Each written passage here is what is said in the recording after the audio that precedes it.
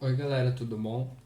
Hoje vamos explicar sobre a replicação, que nada mais é do que um processo de multiplicação do material genético. E para entendermos melhor sobre o assunto, precisamos conhecer algumas definições antes. O DNA é uma estrutura O DNA é uma estrutura de dupla hélice composta por um açúcar, a pentose, que não possui oxigênio, originando o nome desoxirribose.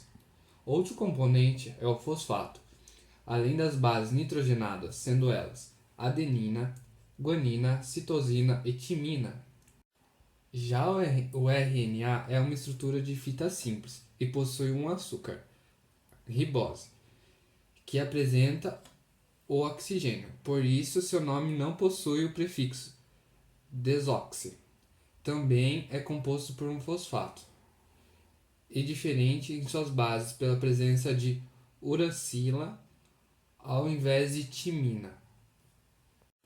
Além disso, precisamos saber quais enzimas são mais importantes para que a replicação ocorra. A primeira é a helicase, que promove a abertura da hélice de DNA, como se fosse uma tesoura, separando-o em duas fitas simples para que ocorra a replicação. A SSB serve para que depois das fitas abertas, as bases nitrogenadas não se liguem novamente ou com outras substâncias, garantindo a forma estrutural. Outra enzima muito importante que é o DNA polimerase, que tem a função de construir a nova fita de DNA. E para que a polimerase saiba onde começar, existe a enzima primase, sendo ela o iniciador da replicação. Por isso, por fim, existe a ligase, que, como o nome já diz, une as duas fitas complementares com a fita base. Tendo em vista as estruturas do DNA e RNA, precisamos saber que a replicação ocorre sentido 5' 3' da fita do DNA, que será demonstrado a seguir. Aqui está uma representação do processo de replicação, com as enzimas mais importantes explicadas anteriormente. O primeiro passo que ocorre é a atuação da helicase, que quebra o DNA nesta região onde possui as ligações timina e adenina, que são ligações duplas, então são mais fáceis de romper. A região onde isto ocorre é chamada de forquilha de replicação.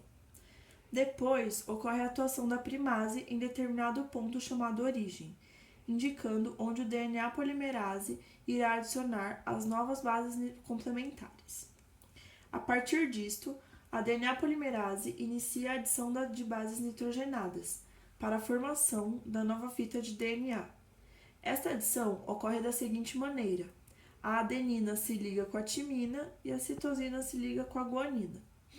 Enquanto é feita a construção da nova fita, mostramos aqui a SSB, que se liga com as bases da fita mãe durante o processo para não ter interferência externa de outras substâncias ou para que as fitas não se religuem, que atrapalharia a replicação, podendo levar ao erro genético. E podemos ver que o local onde tudo isso ocorre se chama bolha de replicação.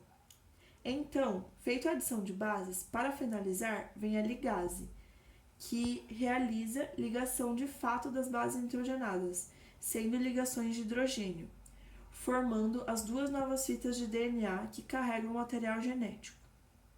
Mas devemos ressaltar características importantes que são os fragmentos de Okazaki, formados descontinuamente de um lado da fita, por isso fragmentos, que diferente do outro lado é formada continuamente e necessita de outra enzima freio para desacelerar sua formação e acompanhar a fita tardia. Outro fato para ressaltar é a direção que ocorre essa replicação.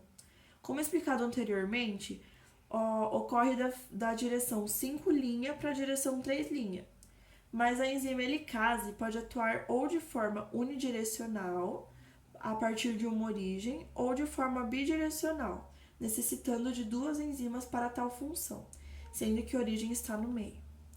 E não podemos esquecer da enzima topoisomerase, que serve para manter a forma helicoidal do DNA, fazendo com que este não se desmanche devido à atuação da helicase. Bom, vimos como o processo de replicação ocorre. Agora vamos explicar algumas observações importantes e o que concluímos deste processo.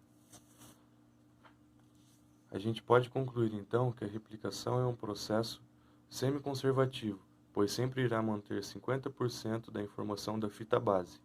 Isso garante para os seres vivos a hereditariedade, mantendo o material genético anterior nas gerações futuras. E basicamente, esse é o processo que ocorre para a divisão celular meiose, em que as células filhas carregam metade da informação da célula mãe, propagando este material. Bom, gente, por hoje é só e espero que tenham gostado.